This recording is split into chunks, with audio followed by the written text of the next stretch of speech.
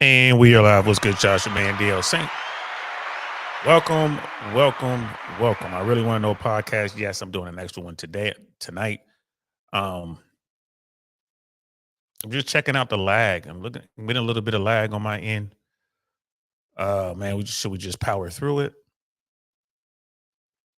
I'm thinking we should just power through it. Let me see. I'm looking at my strength is good. I think it's because I have too many windows in the background, guys. I don't know what it is, but hey, what's up? We're gonna do another one. It's a little bit of lag in this, man. It's a lot of lag in this, actually. It's a lot of lag in this. Um, what I am going to do is just power through it. I'm looking at the replay in the background just to see what it looks like. We're just gonna rock with it. We're just gonna rock with it. A little bit of lag, but we're just gonna see what it looks. I mean, it doesn't look too terrible. But that's what happens when you produce your own shows, guys. It is what it is. We just gonna rock with this, man. I'm kind of making up for not doing a show yesterday, and I wanted to talk about this yesterday. And you know what? We got to talk about this, man. So, what's going on with the U.S. banking system? Should we be worried? Yo, let's get into it. And we are live. What's good, y'all? Welcome, welcome, welcome to the I Really Want to Know podcast, y'all.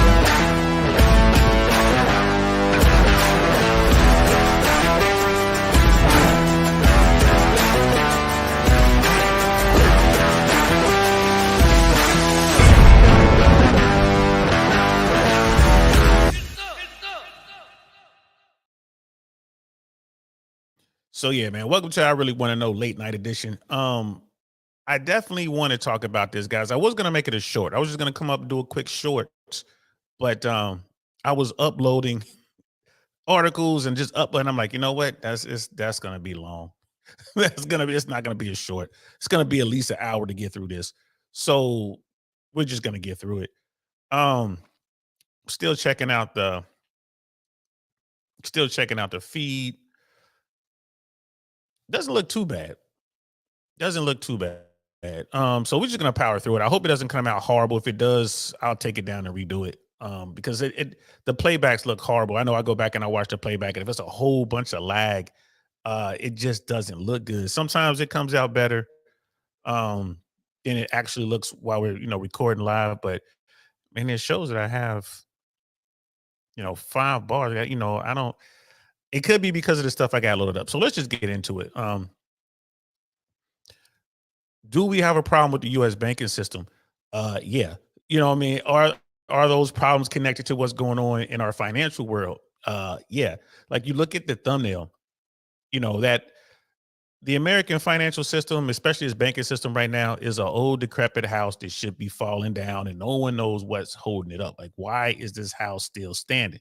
Am I rooting for a failure? Do I want to see it? No, I don't want to see it. But this is the way of things, right? Just things go up, things go down. And when people start to meddle in and change the way things are done, it's only going to make the pain worse, right? In my opinion. So here's an article.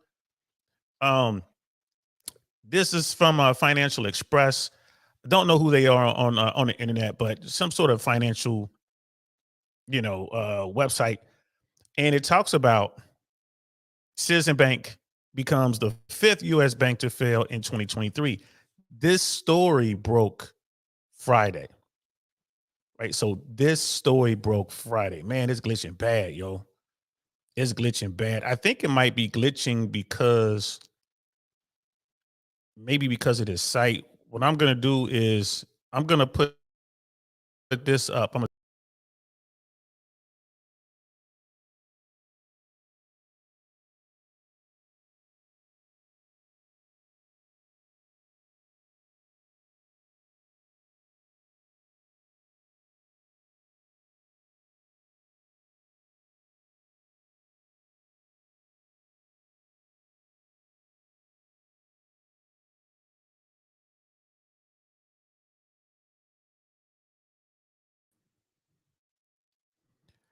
I should have played music while I was gone. I've seen some other creators do that. They just kind of leave and come back. Um, Maybe that helps. So I'm gonna pull up this article again, and I think it might be the article that I'm trying to read. So I'm gonna go through this pretty quick, and then just kind of get out of it, and hopefully that's what it is. Hopefully, we'll see. Let me change the background so we get back to normal here. Um, Still glitching a little bit, but you know what? We're just gonna power through it. And thank y'all for hanging out, rocking out with me on a late edition. Y'all know I don't normally do the late nights, but I appreciate you guys rocking out with me. Um, yeah, I think it's the article I'm trying to read. So let's just get into it. And then we can just kind of dump this article. I think there's so many ads trying to be played on this website. So let's get through this real quick. But the Citizens Bank becomes the fifth U.S. bank to fail in 2023. Again, this story broke last Friday. The two branches of Citizen Bank were reopened as branches of Iowa Trust and Savings Bank on Monday during normal business hours. So this has already happened, right? But this did not make major news. It's the fifth bank in America to fail, and it didn't make major news. The banking crisis continues in the U.S. as another regional American bank shuts shop. Um, Let me see. Like I said, it's making it hard. This is the reason why I'm glitching, guys. But we're gonna get through this.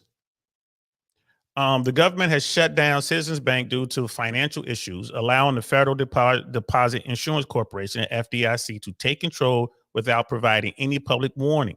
The FDIC issued a statement on November 3rd stating the action taken on Citizens Bank. Citizens Bank is the fifth bank to fail in the nation this year. Other failed banks list shows Heartland, Tri-State Bank, First Republic Bank, Signature Bank, Silicon Valley Bank, and First Citizens Bank as other banks shut down in 2023. The shutdown started on March 10th of 2023 with First Citizens Bank going down under. Right, the FDIC statement, Citizens Bank, Sac City, Iowa, was closed today by the Iowa Division of Banking, which appointed the Federal Deposit Insurance Company, FDIC, as receiver to protect depositors. The FDIC entered into a purchase and assumption agreement with Iowa Trust and Savings Bank, Emmitsburg, Iowa, to assume all of the deposits of the Citizens Bank. So, bro, the bank shut down. The government had to come in and take over the bank. That's what the FDIC insurance is all about. That's 5 banks this year that's gone under. What's going on? The thing that gets me about this is it did not make national news.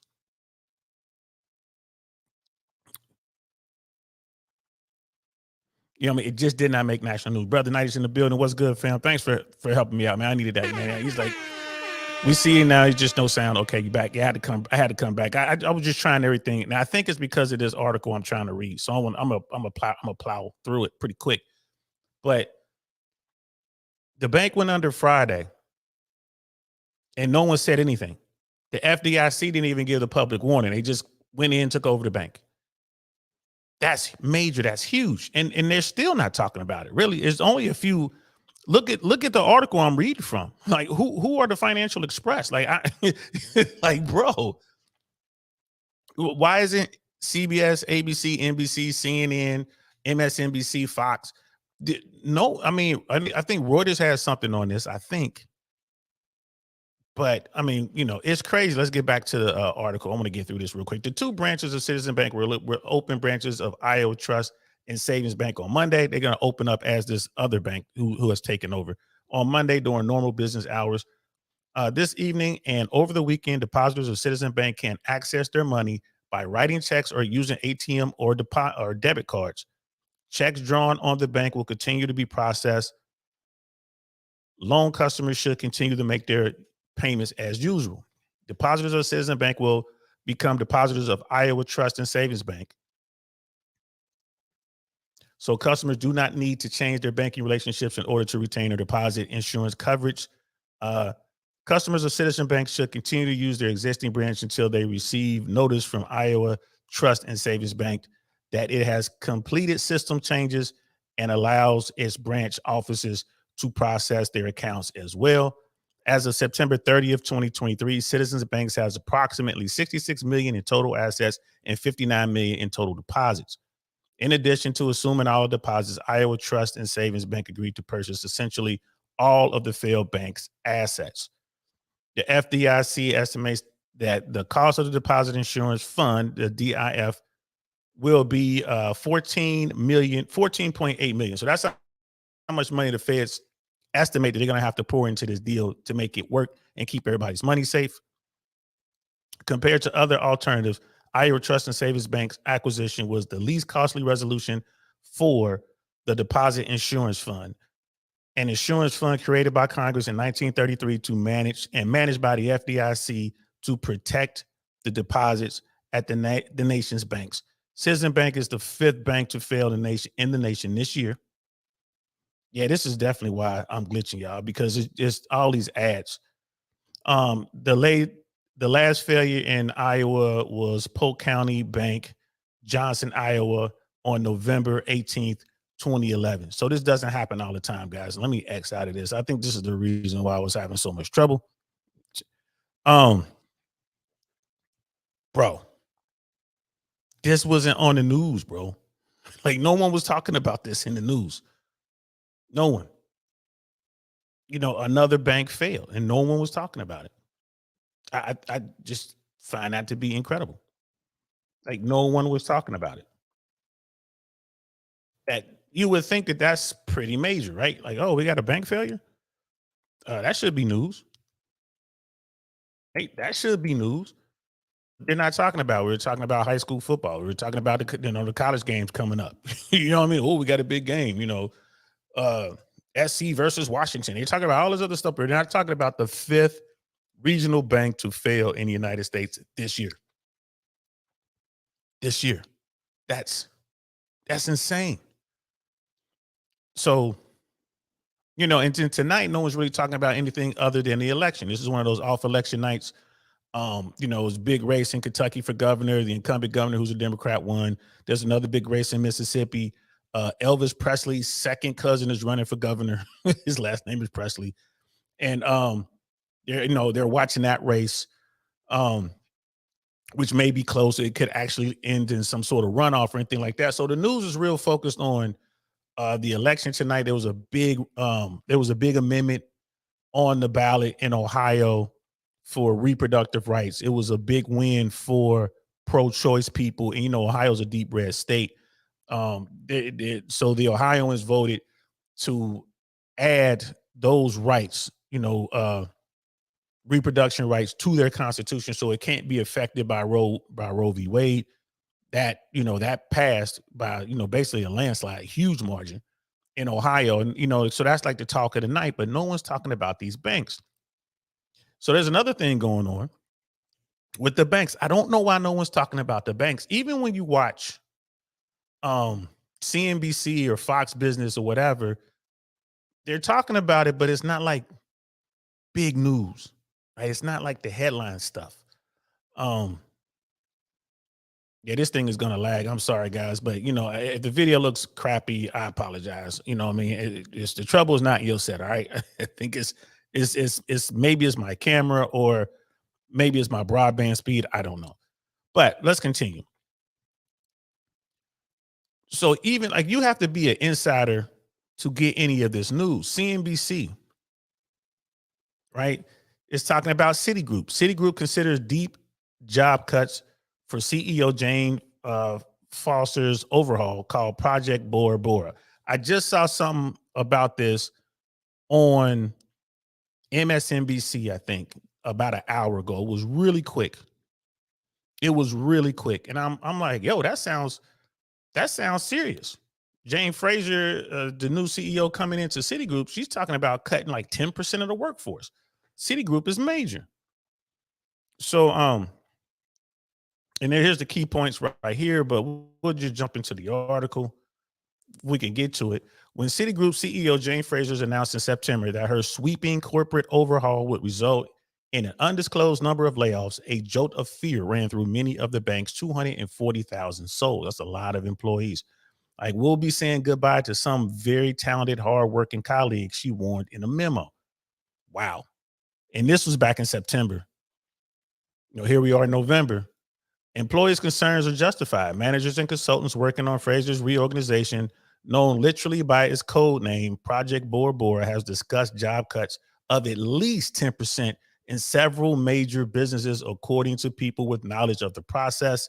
The talks are early and numbers may shift in coming weeks. They talking about getting rid of 10% of their workforce. Like, this is Citigroup. This is Citi. You're seeing what's happening with these other banks. I'm pretty sure people lost their jobs. Right? Whenever there's a bank closure, I'm pretty sure, well, your bank doesn't exist anymore. So, you know what I mean? You're out of a job. Citi is tightening their belts. Why? Why? Because they're trying to deal with some financial issues, right? Fraser is under mounting pressure to fix Citigroup, a global bank so difficult to manage that it challenges consume 3 predecessors dating back to 2007. So Citi is so hard to run that they lost 3 CEOs already. Right? Already a laggard in every metric that matters to investors, the bank has fallen further behind rivals since Fraser took over in early 2021. It trades at a price to tangible book value ratio of 0.49. I have no idea what that means. Less than half the average of the U.S. peer and 1/3 of the valuation of top performers, including J.P. Morgan Chase. And there's some problems over at J.P. Morgan Chase as well.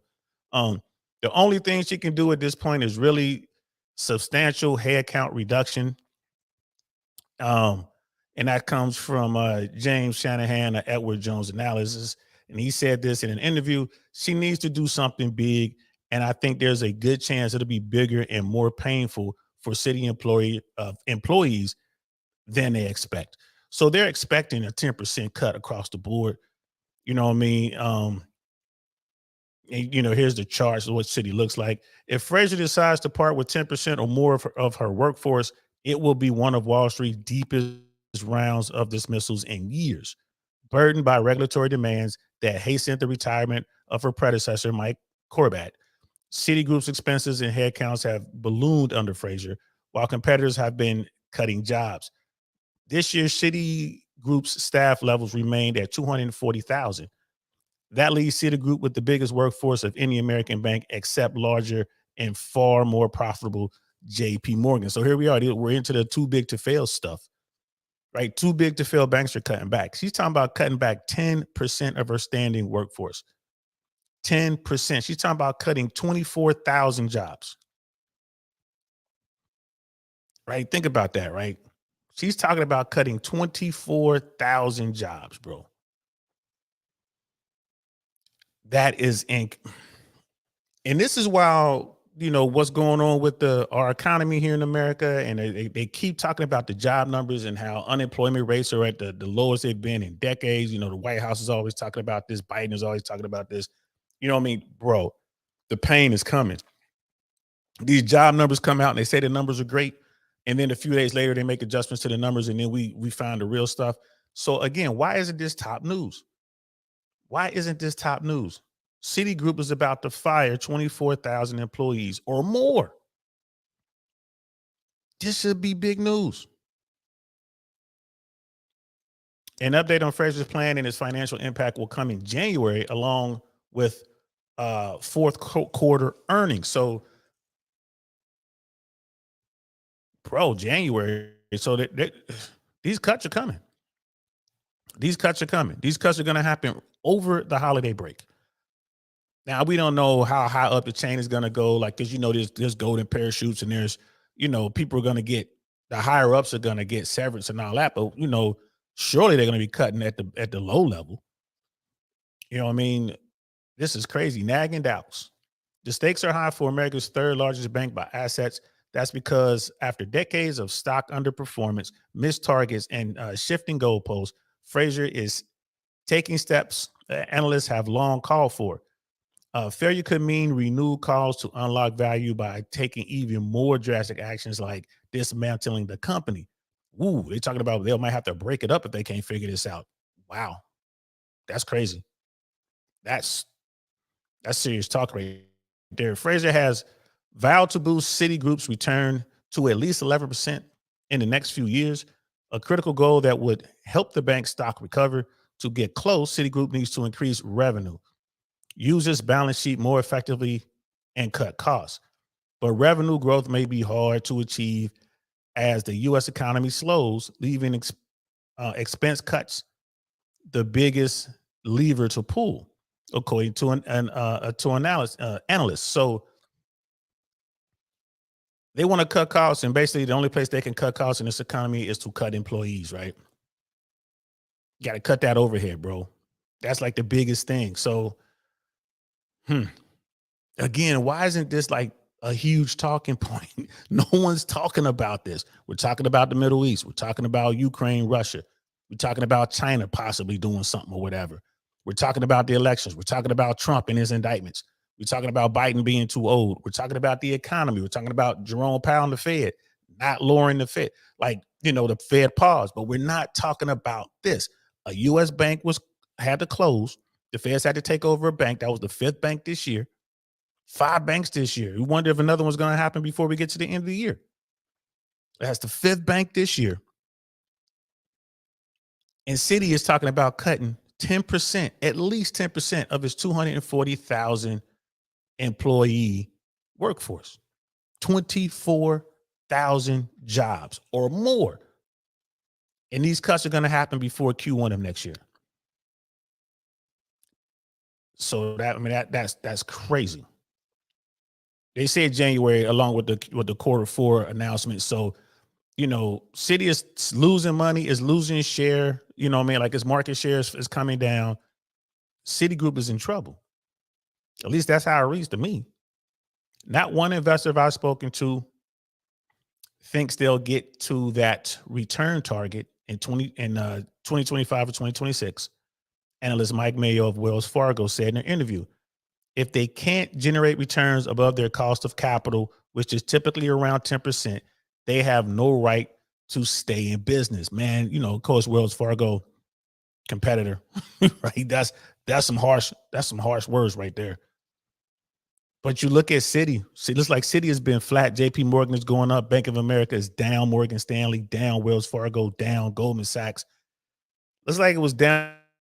And it was trying to fight its way back up. But look at that. JP Morgan is the only one up 5%, like 5.1%. Citibank is even. It's unchanged. And, America 1.9% down. Morgan Stanley minus 2.1%. Wells Fargo minus 4.7%, almost 5%. Goldman Sachs minus 5.4%. Man, those are big numbers. Those are big numbers. Those are the big banks. Only one of them is doing well. Fraser put T.T. Cole, Citigroup head of legacy franchises, in charge of the reorganization, according to sources. Cole joined Citigroup in 2020 and is a veteran of Wells Fargo and Bank of America, institutions that have wrestled with expenses and headcount in the past. All those banks are down. So you got a person who came from the banks that ain't doing well, that you put them in charge of your bank, which isn't doing well. Should have brought somebody over from J.P. Morgan. J.P. Morgan seems to be the only bank out there. Was it JP Morgan at the top? Yeah, should have brought somebody over from JP Morgan, right? This is crazy. Boston Consulting Group has a key role as well. The consultants have been involved in mapping out banks' organization charts, tracking key performance metrics, and making recommendations. Low morale, high anxiety. Yeah, I bet they having a little bit of that over there in the banking sector over there at Citigroup. I bet that makes sense. Although the project's code name evokes the turquoise water of Tahiti, employees have been anything but calm since Fraser's September announcement. Morale is super, super low, said one banker who left Citigroup recently and has been contacted by former colleagues. They're saying, I don't know if I'm getting hit or if my manager is getting hit. People are bracing for the worst. Man, that has to be, yeah, look at that. They got Bora Bora right there, bro. I don't know if you guys know about Bora Bora, but this right here, these little huts, man, they got see-through floors. Man, it's absolutely beautiful. You know what I mean? If you can afford it, it's a ton of money. No, Uncle Saint has not been there yet. I haven't been there yet, but Bora Bora is beautiful. If you get a chance to go, go. But if you're working for Citigroup, you ain't gonna be going to Bora Bora no time soon. The ultimate number of layoffs will be determined in coming weeks as a massive project moves from management layers to rank and file workers. But some things are already clear, according to the people who declined to be identified speaking about the confidential project.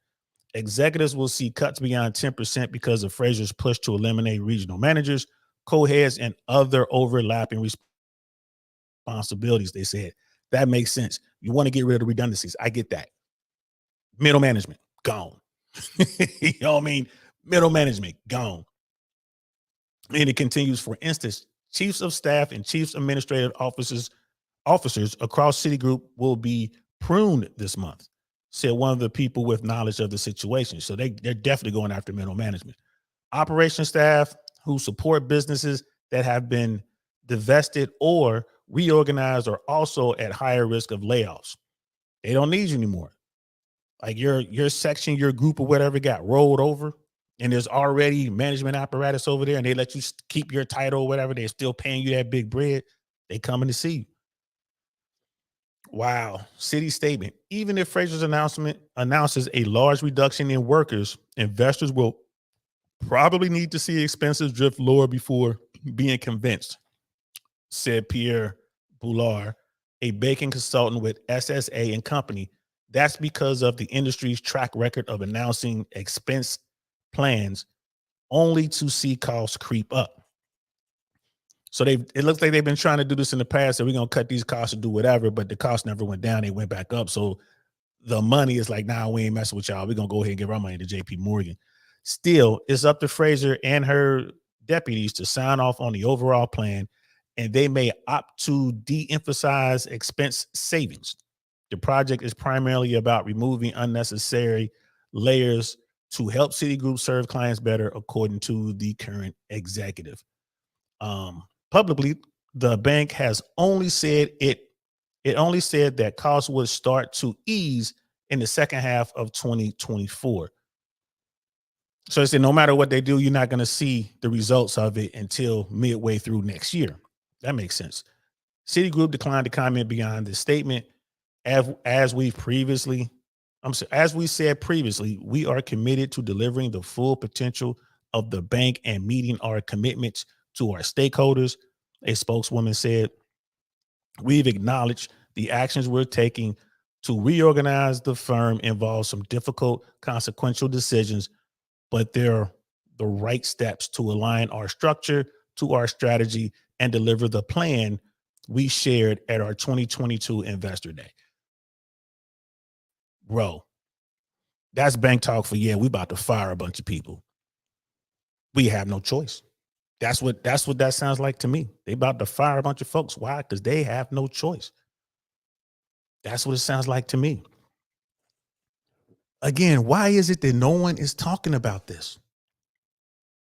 I'm not we over here at I Really Want to Know, man. You know, I'm not a financial channel.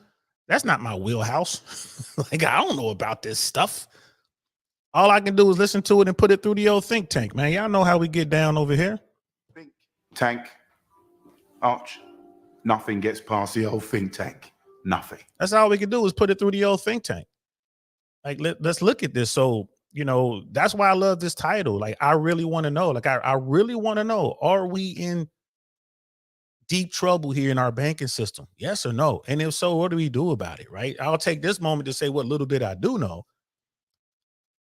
You know, I don't believe that the American banking system is going to completely collapse. Like, the only people who should be worried are those who have accounts in excess of 200. What's the FDIC? 200, 250,000 or whatever that is. I think it's 250,000 per account. If you have more than that in an account, you can lose the money above the cutoff. You can lose above the 250,000. That's not guaranteed. The insurance guarantees 250,000. So if you're just the average American, you ain't got that kind of bread. Your paycheck goes into that bank. It is what it is. Now, there was that problem with the pay processor. You know what I mean? And it was like the payment processor went down or something. Again, that was Friday as well. I'm not sure if people are aware of that, but let's pull that up real quick. So that payment processor, um, let me see if I pull that up for you. So the banks didn't get the money. They didn't get the money like for their payment process. Some banks are still can they get their pay? Okay, here it is. So this is from CBS News.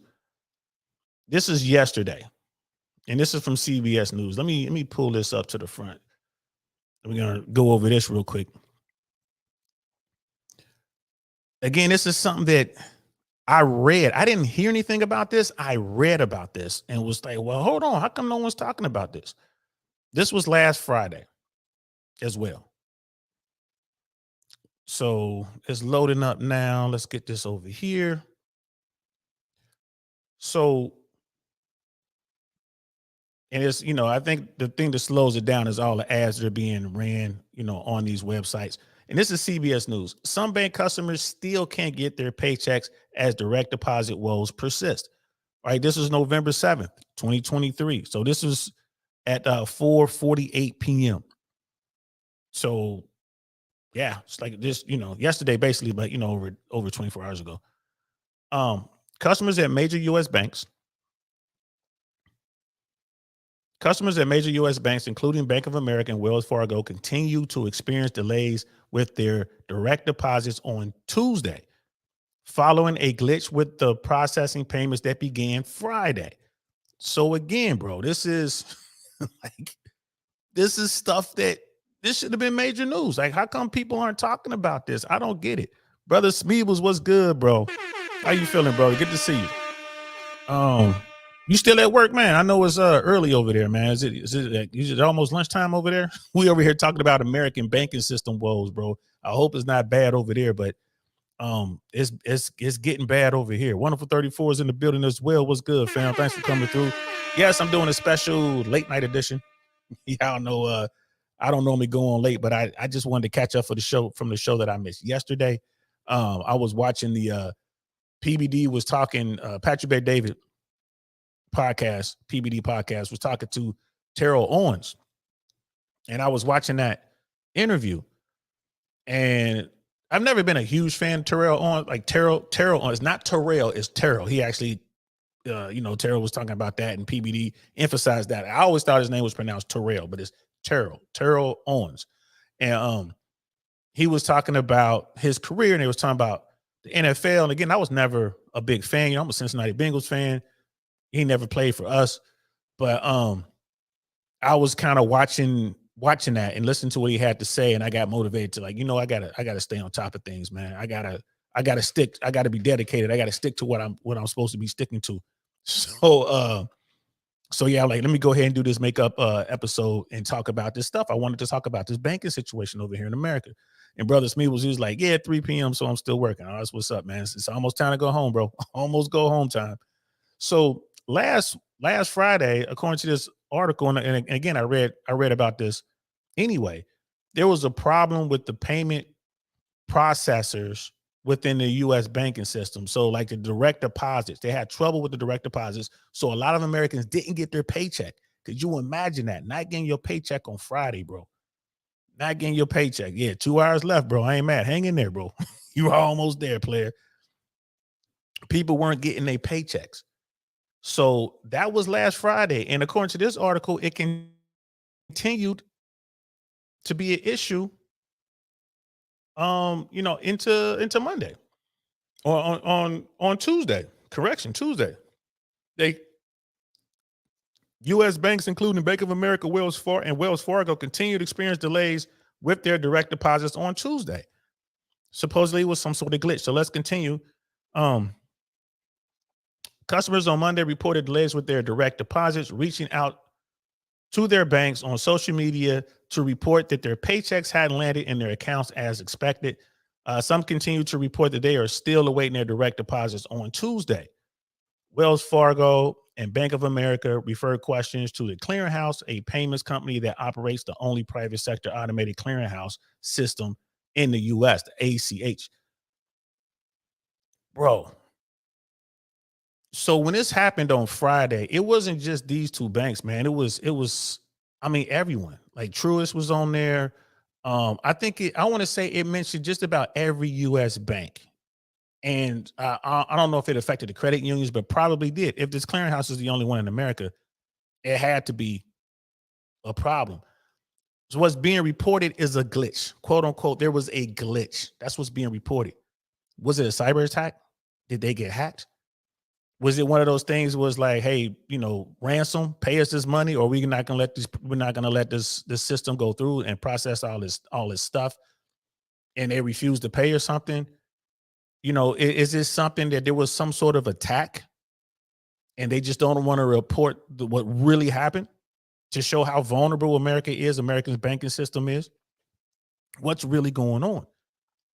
Right? What's going on? Right. Brother Smith was like, damn, 4 days and still not cleared. Exactly. People depending on their money, like here in America, normally, like if you got mortgage and pay, you got bills to pay, and I guess the first, like if you're renting, you got to pay your rent. You wait, and most Americans, not most, the vast majority of Americans live paycheck to paycheck. So if these paychecks don't come, there are checks out there they're gonna hit. Or you're gonna have to pay for the insufficient funds, or you're gonna have to pay all the penalties and stuff like that because the money isn't available because it is glitch. You see what I'm saying? Like this is major, bro. This is major. This is billions and billions of dollars potentially out there. So, and who's to blame? The banks are saying, oh, it's the ACH system. You know what I mean? It's this private company, the only private sector automated clearinghouse. Right? It's them. It's not us. So are the banks going to forgive these checks? Right. And Brother Smith, was you right, bro? I agree with you, man. You're saying like 85% of Western country people are living week to week, man. Yeah, paycheck to paycheck, bro. You know what I mean? I agree with you, man. It's hard out here. So we continue with the article. In an email to CBS Money Watch on Monday, the clearinghouse said that some ACH payment instructions were sent to banks on November 2nd with mass customer names and account numbers due to a processing error because the banks need that data to process incoming payments, post the money to the customer's account. Those payments were delayed, it added. Man, that sounds fishy. You just this one time we forget to uncover the names and the account numbers. Man, I don't know about that. The clearinghouse is working with financial institutions, with impacted customers, and with the Federal Reserve to resolve this issue as quickly as possible, the company said. Many of the delayed payments have already been posted, and we will continue working with financial institutions to ensure the remaining transactions are processed. All right, but who's going to pay the fees for the insufficient funds when these checks land and there's no money in those accounts? Or you're trying to use your debit card. Debit cards, they'll let you get the transaction. Like, okay, they'll let you get the gas, but then they'll charge you a fee on the back end of that because there wasn't any money there, or there's the overdraft and all that kind of stuff. So who's going to pay for that? Who made the mistake? Who's responsible? The banks ain't going to want to take on that responsibility and cover that money. And this private company certainly ain't going to want to cover that money. The feds will step in. The feds too busy bailing out banks that just collapsed on the same day. The feds, they just coughed up $14.8 million, right? Which is nothing for when the rest of these banks go under. Bro, this makes you think, like, what's going on with the American financial system, the banking system? On Tuesday, TCH said that it is continuing to work with the banks as well as the Federal Reserve to resolve this issue as quickly as possible. Banks are determining which payments need to be resent due to the error on Friday and are sending the payments to TCH for processing, the company said. All right. It added, many of the delayed payments have already been posted, and we will continue working with financial institutions to ensure the remaining transactions are processed. A spokesman for JP Morgan Chase said it will post scheduled direct deposits to customers' accounts as soon as we can. Nothing that the banking giant will noting that the banking giant will automatically refund any overdraft fees that clients might incur stemming from the ACH problem. Incur, I'm sorry, incur. So JP Morgan Chase says that they will refund any overdraft fees. So they're charging all these accounts these overdraft fees. And then you're going to have to go back and prove that the overdraft fee was because of this mishap with the clearinghouse. So how do you do that? Right? Just bro, I'm telling you, the average Joe, that average person who's just living their average life, I see them losing on this. They're going to lose money they don't have. They're already saying so there was a lot of payments that got sent back. So if a check bounces, JP Morgan Chase says, okay, well, we'll refund you for the insufficient funds that we charge you. But what about the other bank or the other institution? They're going to charge, right? Whoever you gave the check to is going to charge you for the bounce check, like $50 or whatever, or they might refuse to never take checks from you again. You go to the grocery store or wherever you're going. This is a problem. This is a problem. And what if, so JP Morgan Chase said, well, okay, we're going to refund that, but Bank of America ain't going to refund it, right? What if Wells Fargo don't? What if Truist don't? It's just, there's nothing going on that's going to guarantee the protection for the consumer, which has absolutely nothing to do with all this. Man, maybe you should keep some money in the house just in case. But even if you have money in the house, you're still going to get charged with that fee from on one side or the other. Man, oh man. Yeah, like Brother Smith was like, yeah, it's probably phase 1 of the global digital currency implementation. It could be, bro. It could be a test. They're trying to test the waters, trying to make it, well, you know what? If you had crypto, if you had the central bank digital currency, this would never happen. That could be part of it, man. Like, do people in the US still get paid by checks? Nah, like normally it's direct deposit. Normally they make you sign up with direct deposit, and depending on who you work for, you can get checks if you're working for like smaller corporations or really, really small companies or mom and pop kind of things. But generally speaking, if you're working, they're going to give you, the option and highly encourage you to use the option of the direct deposit. Like, well, who do you bank with? And we'll just direct deposit to your account. That's generally what happens. But if you're working like if you're working at a restaurant or if you're working, probably at some of these grocery stores, you're working like a Target or something like that, I think you still get paid with checks. I think they give you the option for direct deposit, but I think most people just want that check. So at the very low end of the spectrum, yeah, it's a lot of checks. People are actually getting handed checks. And here's the thing: if you got a check, you were good. You can just go deposit your check. But if you had direct deposit with this mistake, you were bad in this case. But it's crazy. But yeah, if you have a proper career, you're not getting paid with a check. You're getting direct deposit. Even if you're like a big time salesperson, you still have your direct deposit for your salary, but then they will cut you checks for bonuses and stuff like that. At least that's what I think. But this ACH problem, it's only one company that handles this on the private side. Again, this was not discussed, hardly discussed, I should say, in mainstream media. This should have been like lead story on everybody's platform, and it wasn't. Problems with deposits. The ACH network allowed funds to be transferred electronically between U.S. bank accounts, with both TCH and Federal Reserve Bank collectively processing millions of daily transactions, according to the TCH. ACH payments work by an operator, such as TCH, sending a file to a bank or credit union that then instructs the institution to credit the funds to a customer's account. Okay, and they were saying earlier in this article that the file did not include the customer's name, and it did not include the account number, which of course they couldn't deposit money without that information. Okay.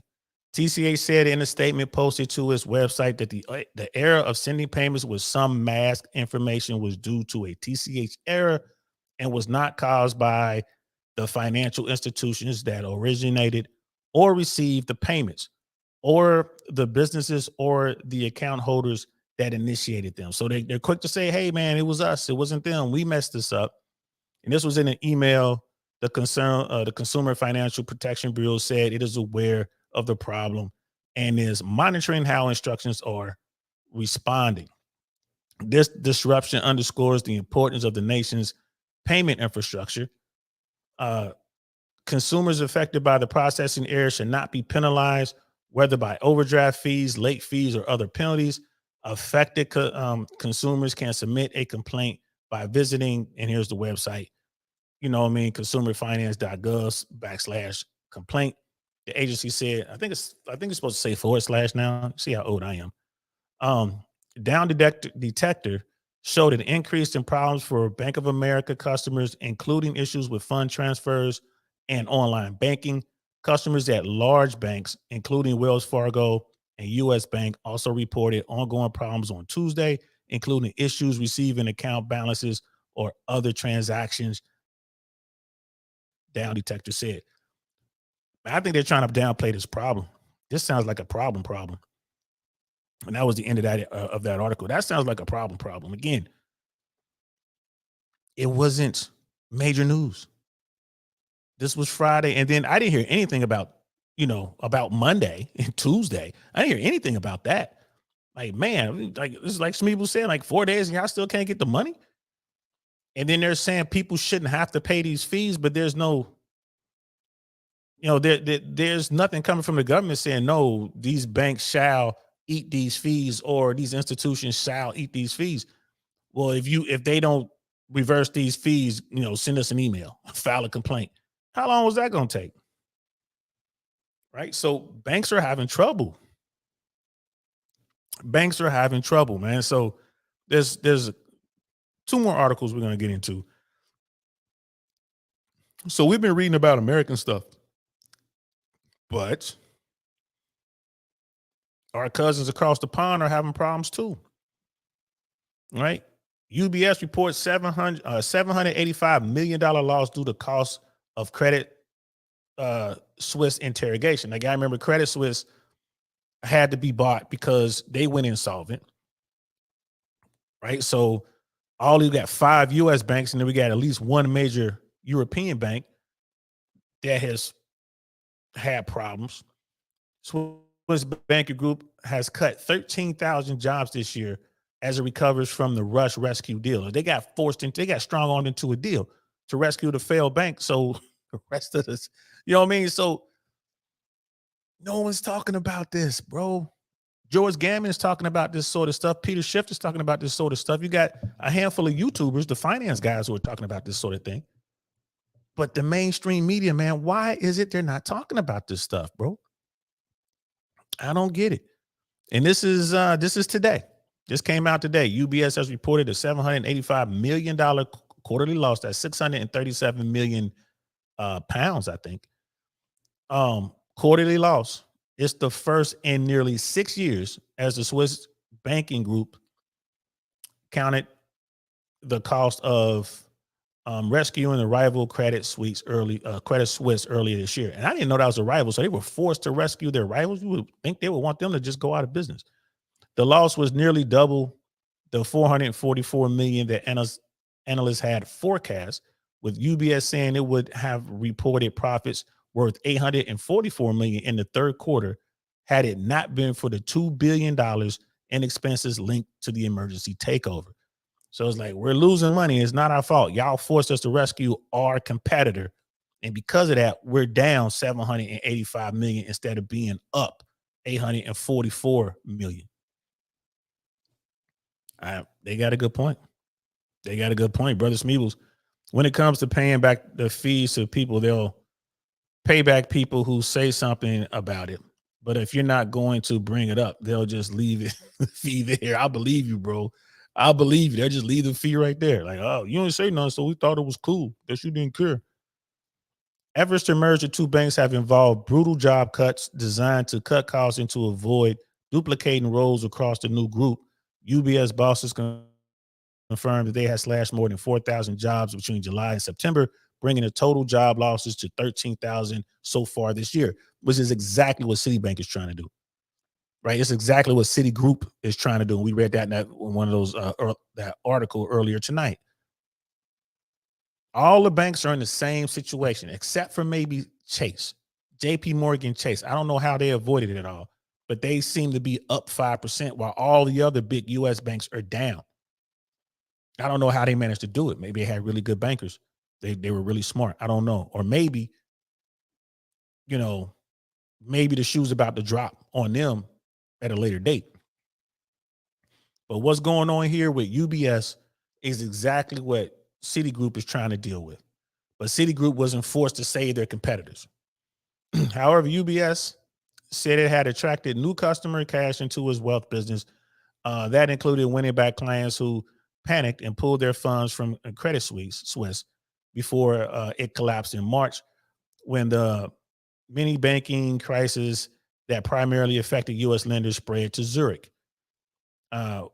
We have now stabilized Credit Suisse, and I keep saying, I don't know if it's Swiss or Suisse, we Credit Suisse, and continue to grow our franchise through new client acquisitions and shares of wallet gains, as well as continued success of our client retention and win back strategy. UBS said, I feel bad for UBS. They were forced to do this. It's not like it's something they wanted to do. They got strong armed into this. Earlier this year, UBS bosses said they expected to take a $17 billion hit from costs related to the Rush Rescue deal, which was executed with only 48 hours of due diligence. That included $4 billion in costs related to litigation, regulatory matters, and other liabilities, and a further $13 billion hit from assets and liability adjustments in the group. I mean, did the governments come in and try to help out a little bit? Or just like, hey, UBS, you got to do this? That's crazy. That's crazy. While UBS bosses have acknowledged that the government brokered deal came with risk, they ultimately defended the takeover, saying it presented a business opportunity for the bank, which bought Credit Suisse for the bargain price of 3 billion Swiss francs. All right, so which is like 2.7 billion pounds. And I don't know how much that is in US dollars, but it's bigger than the pounds number. So it must have been a back. There was a deal cut.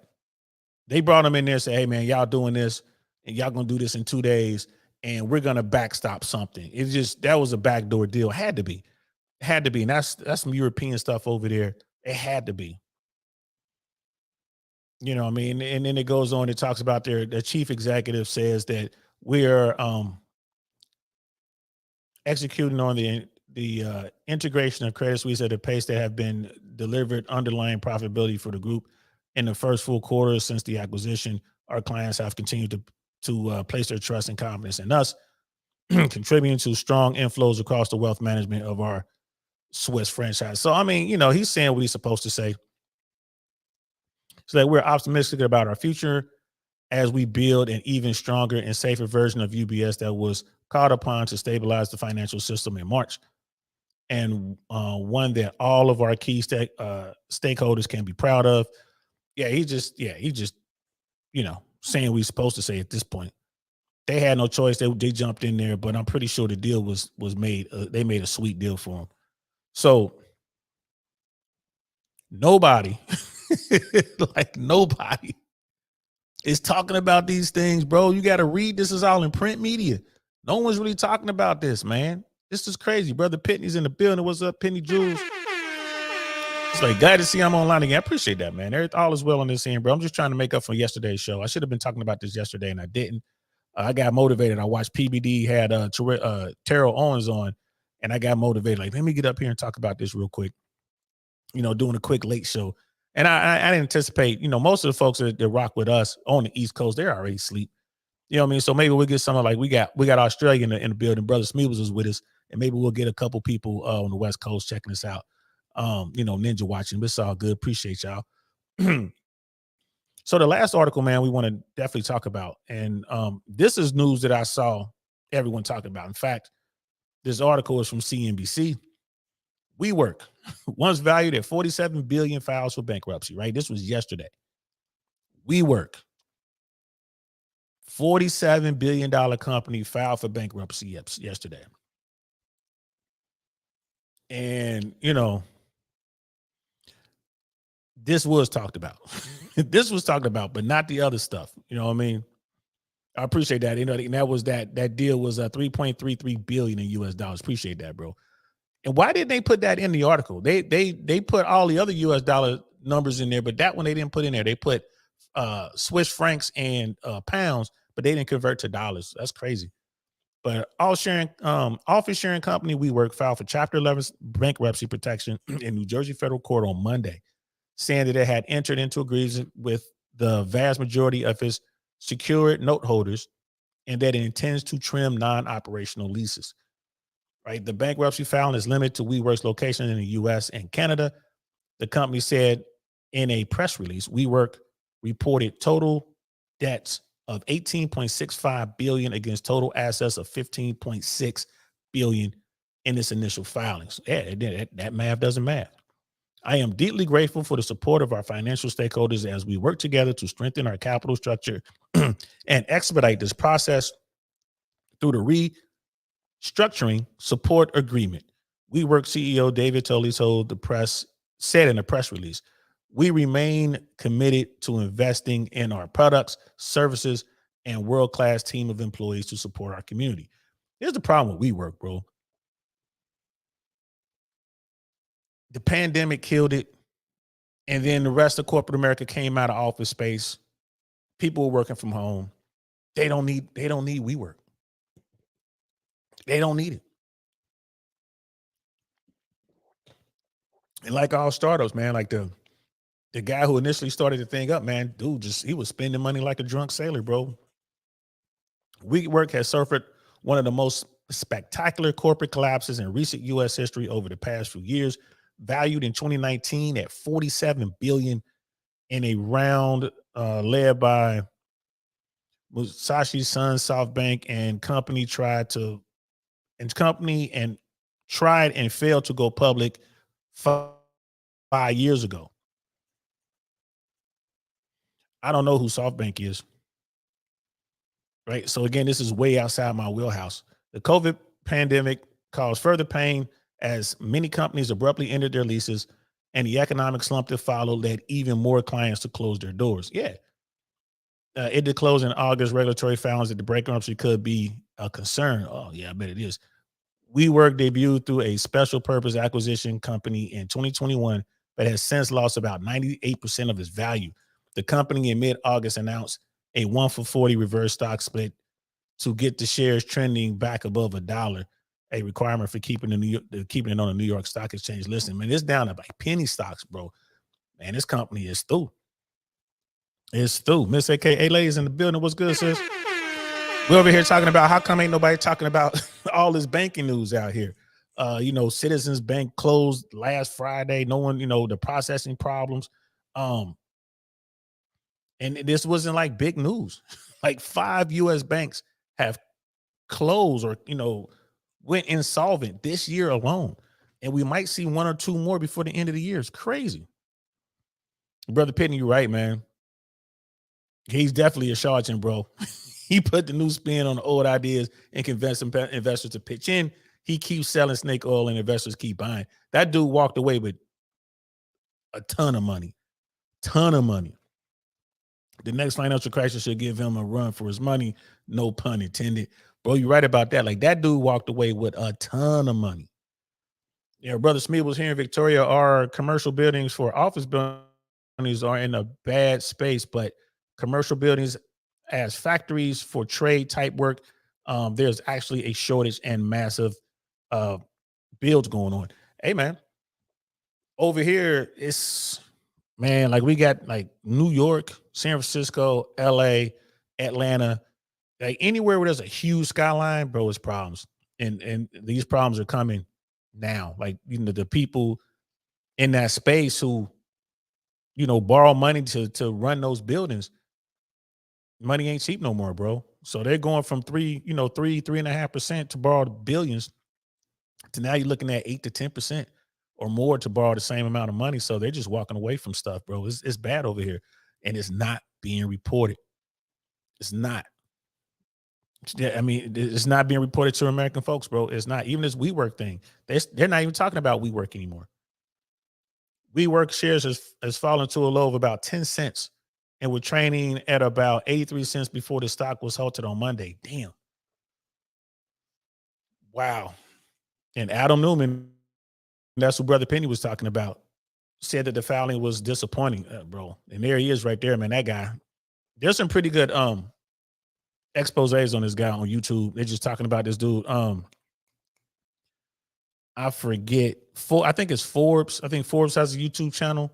It's either Forbes or Wall Street Journal. They did an expose on this guy. It was like real quick and to the point. And he just basically wrecked him. He just wrecked him, y'all. He just took the money. You know what I mean? Like it's been challenging for me to watch from the sidelines since 2019 as WeWork has failed to take advantage of the product that is more relevant today than ever before. And this is what Newman is saying. He's on the sidelines because he took the money and ran. And he said that in a statement to CNBC. I believe that with the right strategy and team, a reorganization will enable WeWork to emerge successfully. I don't see how, bro.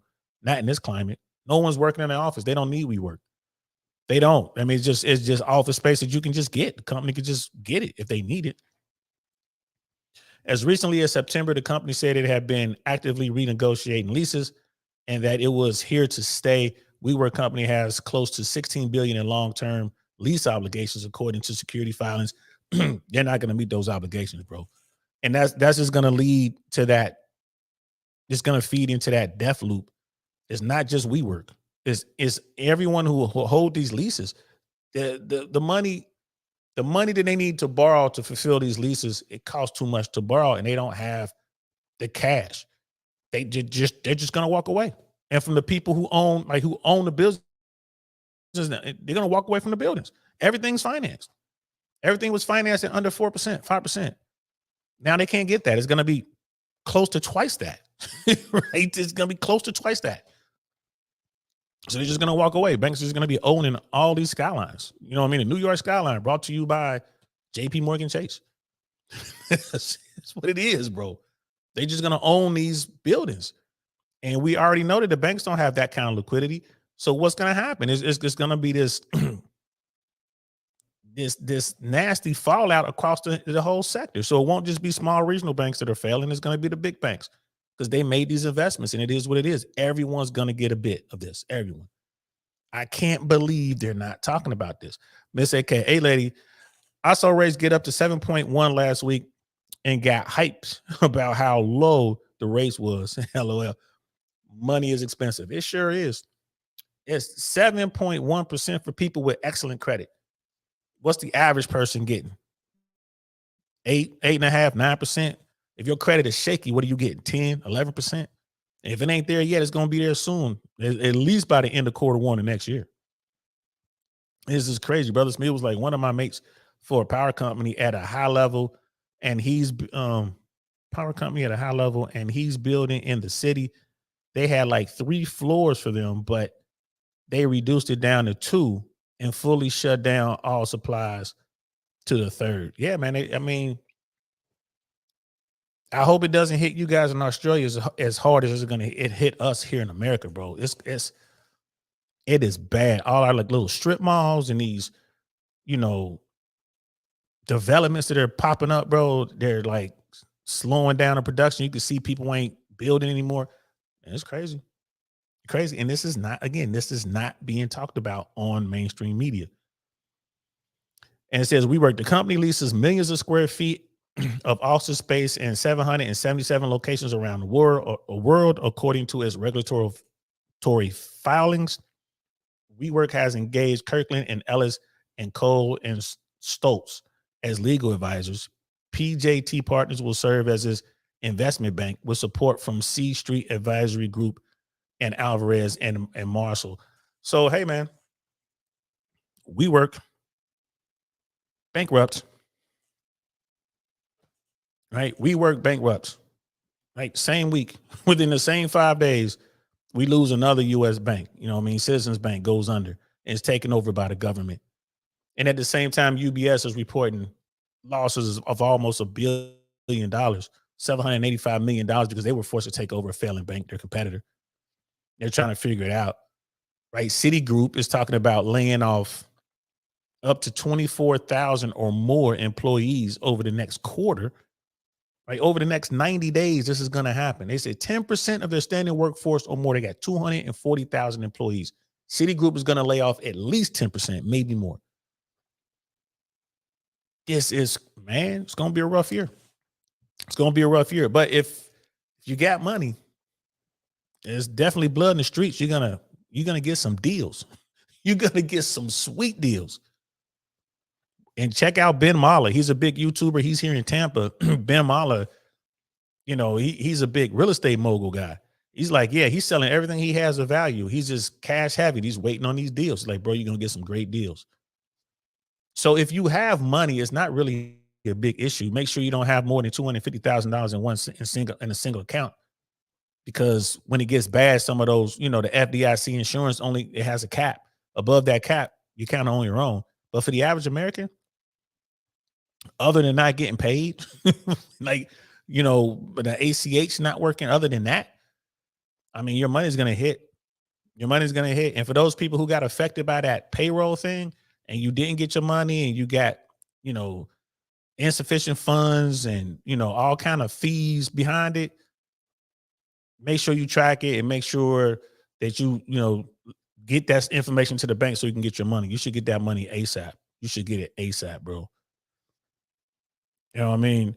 Brother Smith was like, it will cost them like 2.5 to 3,000 a day to keep ventilation and lights. Wow, that's a lot of money.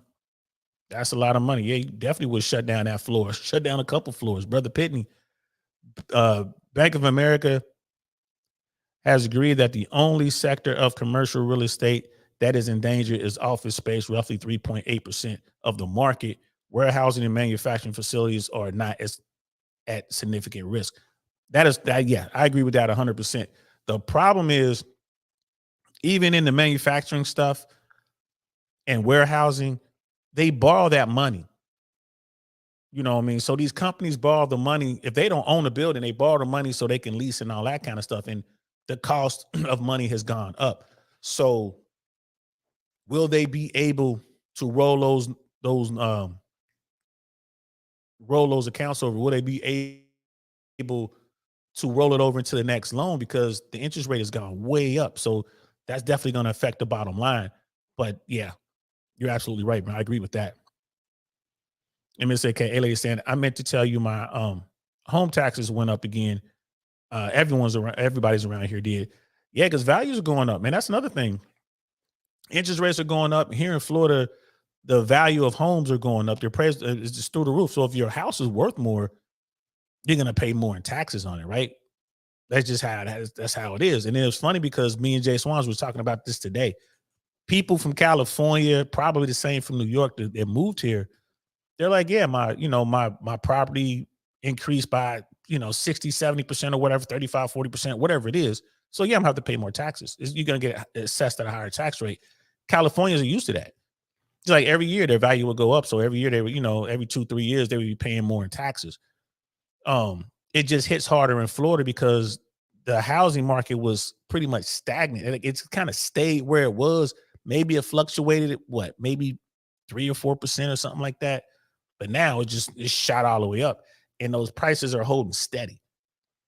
They're holding steady. So if the crash comes, they say the correction is going to come. And if it does come and these home values plummet, then, your property tax is going to go down along with that. But it's crazy. It's absolutely crazy. It's just how things are working. Yeah. And Smith was like, it's the same thing in Australia. Yeah. Add to that insurance increases from earlier this year. Yes. Auto insurance as well. Homeowners insurance is insane. There was just a tornado that hit just north of Tampa last week. I think it was maybe 2 weeks ago. A nasty storm blew through. And it had some tornadoes in there. Not huge. They weren't like, they were just kind of like F1s, F2s, I think. But there was damage. And there are people who are like, all right, my roof was kind of messed up. It got moved around because of the tornado. Insurance companies are coming in and say, all right, we'll give you $16,000. It's like, well, wait a minute. Damage was done. The roof was kind of moved around, water damage inside. First of all, I can't replace my roof for 16 grand. Secondly, what about the water damage and all this other stuff inside the house? You're like, oh, that's all we're going to give you, 16,000. What do you do with that? $16,000 to fix your roof. What if it costs $20,000 to fix the roof? That's $4 grand. Where you gonna get the $4 grand from?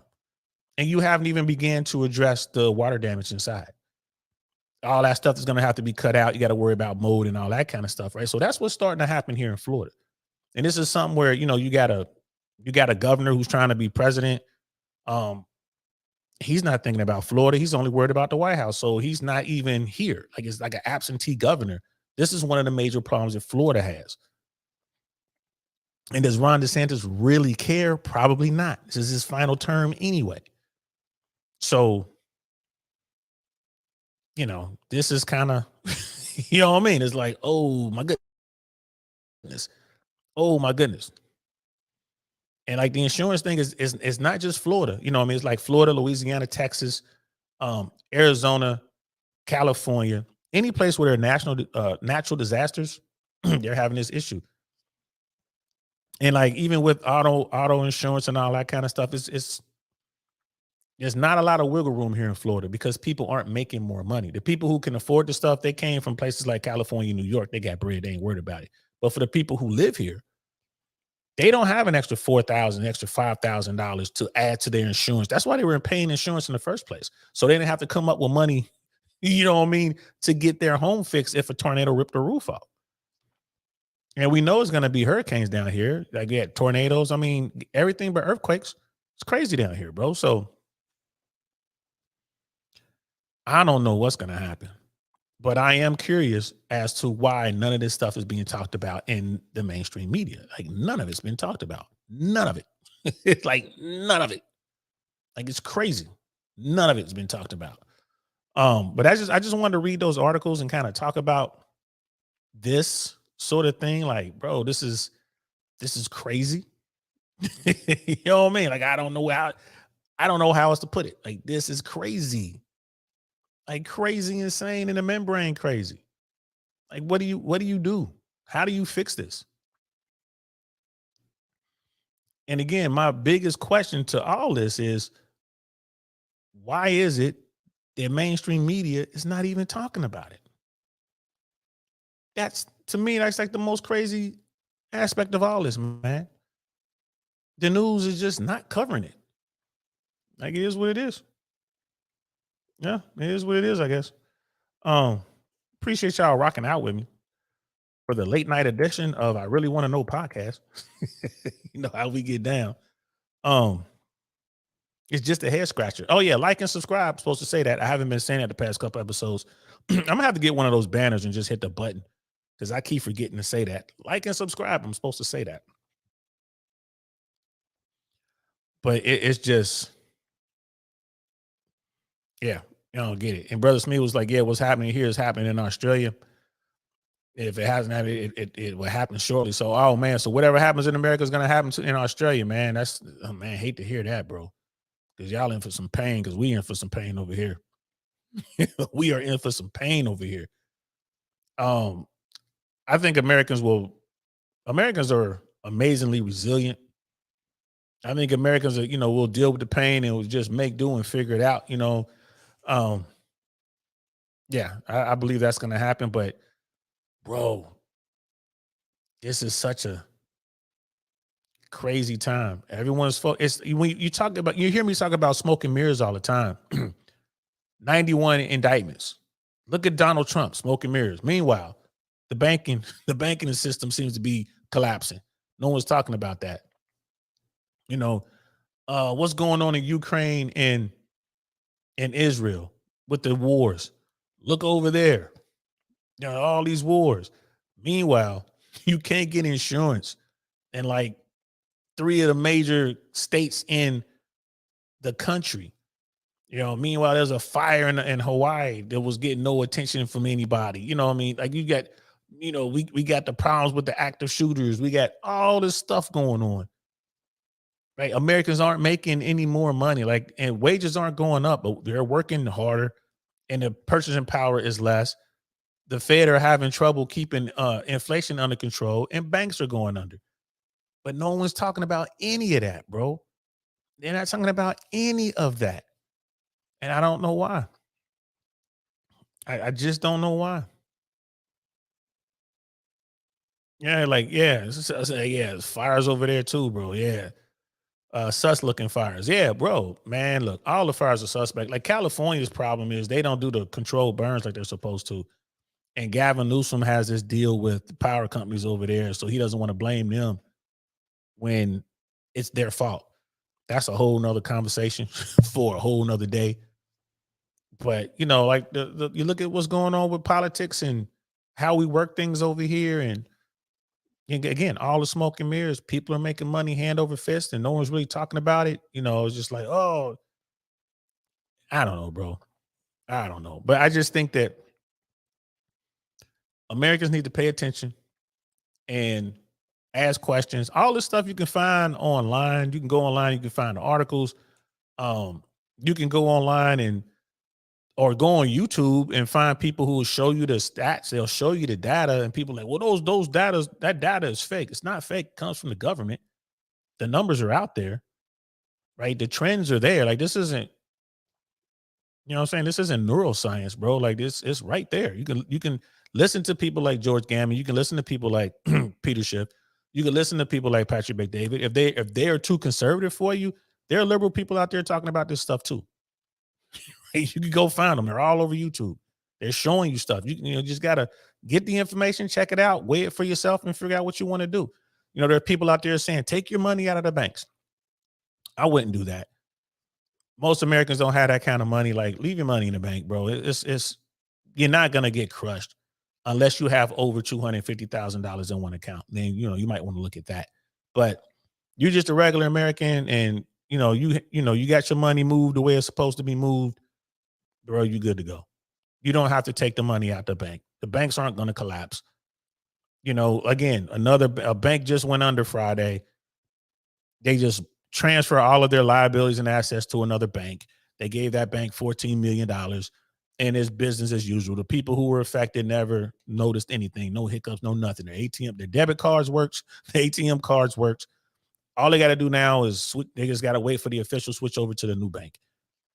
Now, if you had $10 million in one account in that bank, you might have a problem. Right? You might have lost that money. Right? Anything over 250 is gone. Mandrell's in the building. What's good, fam? What's good, fam? That's all good, bro. I'm not even supposed to be on this late, bro. You ain't late. I'm not even supposed to be on. I'm just wrapping up, man. You catch it on Team Replay, but we're just talking about how, the U.S. media, legacy media, mainstream media is not talking about, bank failures. And they're not talking about, we work that much. And they're not talking about how these things are all tied to one another. And, our financial system could be looking at some problems. You know what I mean? Like, we haven't even talked about Janet Yellen. We haven't even talked about how much money is available with the feds right now. Right? The Treasury Secretary, it's not that much money available. If three banks were to collapse Monday, I don't know if the feds could cover it. Keep just being 100 with you. It's just not enough money there. So man, who knows what's going on, man? It is what it is, man. So I appreciate y'all rocking out with me.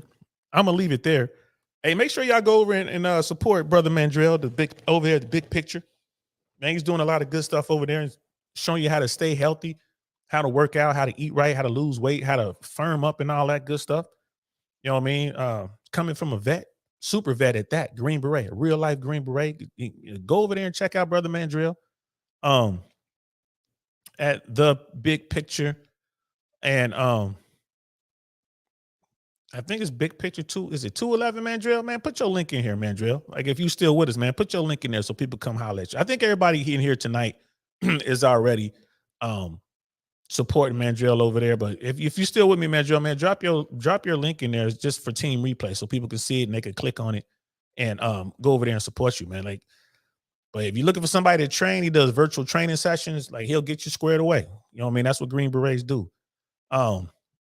And I just want to thank everybody for rocking out with me, Brother Smeebles. And there it is right there. Go check it out. At the big picture, man. Go check out Mandrell. He's doing good stuff over there. There it is, 211. Yeah, it's 211. Yeah, at the big picture, 211. So go check him out, man. Miss AKA Lady, always a pleasure to see you, Brother Smeebles. Thank you so much, bro. When you coming to the States, Brother Smeebles? When you gonna get over here, man? When you come to the States, you got to come to Florida. Got to come to Florida, come down to Miami. You know what I'm saying? We just, bro, I got you. You show up, man. I'm gonna come down there, man. I got you. You know what I mean? Dinner's on me. Dinner is on me, bro. I promise you that. And Brother Pitney, same for you, bro. For real, for everybody on here. For Wonderful 34, Brother Pitney, Nightish, man, if y'all catch me, man, it's on, bro. I got you. If y'all drinking, I got that. If y'all smoking cigars, I got you. You know what I mean? Y'all been rocking with me for day one. But if Brother Smeeble comes all the way over here from Australia, yeah, man, we gonna show him a good time. Take him out. You know what I mean? Show him some bougie American food, bro. Take you out to my favorite joint, Mr. Childs. You know what I mean? But if, so much to do in Miami, bro. They like Fresh and Fit, and people in Miami always talk about Miami, but it's so much more than just Miami, Brickell, Wynwood, South Beach, bro. Fort Lauderdale popping. Like Fort Lauderdale ain't no joke, man. It's like a whole nother subset of Southern Florida, man. Fort Lauderdale ain't no joke. Los Olas area, man, like Hollywood, Florida, and like the beaches up there in Fort Lauderdale, man, it's popping up there too, bro. Just here to tell you. So appreciate everybody to check this out, man. Again, for my surprise, out of nowhere late night edition of I Really Want to Know. But we definitely wanted to talk about, is there trouble in the banking sector? And if so, how come the media is not talking about it? I understand why the politicians aren't talking about it. The White House don't want to tell you. I get that. We're in the midst of a big old race. But how come mainstream media isn't talking about this, man? You know what I'm saying? Brother Penny was like, yeah, man, thank you for our love, man. You always supporting the brother, man. It's like one day, man, yeah, you got to come down and join, bro. Come on down one day, man. Like I said, take you out, you know what I'm saying? Get ourselves a cognac or whiskey, whatever it is you drink. If you drink water, I get you some good water. You know what I mean? And just go to Miami, surround ourselves with beautiful women, bro. I'm telling you, you're going to be down there like, damn, is it really like this for real? Like, yes, sir. This is what it's like down here in Miami. It ain't no joke. Tampa's cool too. Not gonna lie to you, man. Tampa's cool, but Tampa ain't got nothing on Miami. Nothing. Not even close. You know what I mean? But like I said, bro, y'all holler at your boy, man. Y'all, matter of fact, we could plan something, man. We can all get together, just pick a day, and we can all go down there and pick a weekend and just kind of go down to Miami, man. Get the boat, do the whole 9, like do the 100% Miami experience, bro. Get the yacht, go out on the yacht, have some fun, get some eye candy on the boat with us, which is easy to get. You know what I mean? Just kind of, you know what I'm saying? Do it up like proper gentlemen. You know what I'm saying? So just let me know if y'all interested in that. We can definitely set something up. Yeah, that would be fun. That's one of those things is like, we set that up and then people back out the last minute. I don't care. I'm still going to go, still going to get the boat. Still going to go out there, be jet skiing and out there riding around on the yacht, making it happen, yo. So I'm definitely open to something like that. And like I said, Brother Smeebles, you find yourself over here in the States, man, definitely get out here to Florida, man. Got to come to Miami. Start your trip here in Miami and then work your way back west across the U.S. and then finally back to the crib. That's what I would do. You know what I mean? Because you can hit Miami, hit New York, and then head back towards California, ending your trip maybe in L.A. and then jump on the bird and headed back home. But that's just my, that's just my suggestion. Just my humble suggestion. So appreciate y'all rocking out with me. It's time to end the night. It's time to go home. Let me see. Brother Smeebles was saying, been trying for a long time, but things keep making me cancel like 1 or 2 weeks prior to flying out. Just keep doing it, bro. Just keep doing it. And one of these days you'll do it and there won't be no reason to cancel. Like I say, especially you come all the way out here to Florida. Bro, I'm definitely you'll see some stuff. You're like, oh my goodness. You'll see exactly why people rock with Miami. We got Brother Jack in the building. What's good, fam? We got the Knights in the building. 356 likes. 359. You know what I mean? Like, bro, make that happen, man. So I gotta get going, people. Thanks for rocking out with me. But I'm gonna continue to follow this, man. How come no one's talking about this banking stuff in America? It should be on mainstream media. I'm gonna check Breaking Points. I think Breaking Points did a story on WeWork. I don't know if they did a story on the closure, but I'm gonna check. And if I find something, I'll just do a quick short about it. But until then, I'm gonna holler at y'all later, man. I'm DL Saint. This is I really want to know. I really want to know late night edition. Thanks for rocking out with me. Appreciate all of you. And for anyone out there who's Ninja watching, I appreciate y'all as well.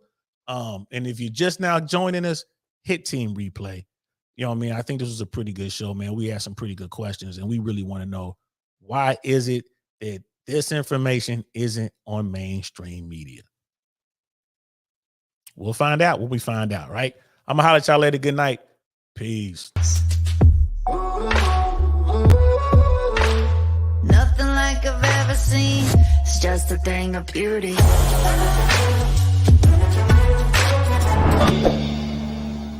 Darn, that's the end.